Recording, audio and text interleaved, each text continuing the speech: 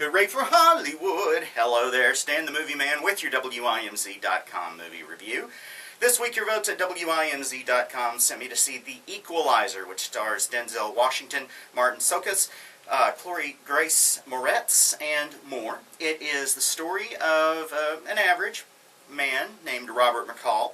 He works at a big box home improvement store, gets along real well with everybody he works with. He's trying to help one of the guys pass a test to become the security guard at the store. He also has some secrets, a dark past that he'd really much rather forget.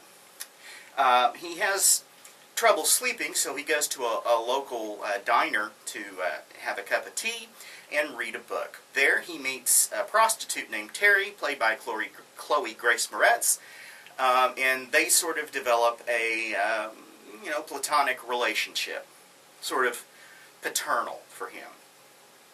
But Terry works for a bunch of Russian mobsters, and when she smacks a client who hit her first, they beat her up and put her in intensive care.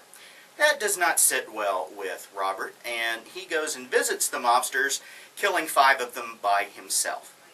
The mobsters, then, the boss of the mobsters, who's in Moscow, sends a fixer to try to figure out what happened and to try to get things back in order, as this is sort of a center of operations in Boston where the film is set, and he needs things getting back on track.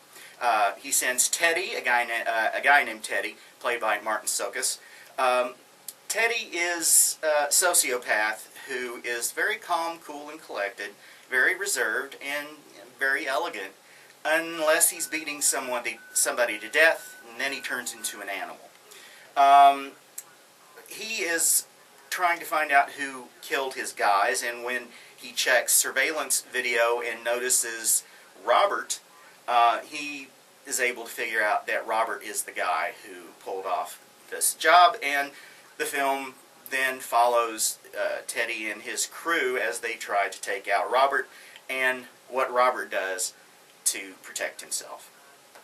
The film is exciting. It has a very predictable story, but it is a lot of fun, very exciting, very violent and bloody. It's kind of amusing in a sick, twisted kind of way how Robert takes out the bad guys over the course of the film.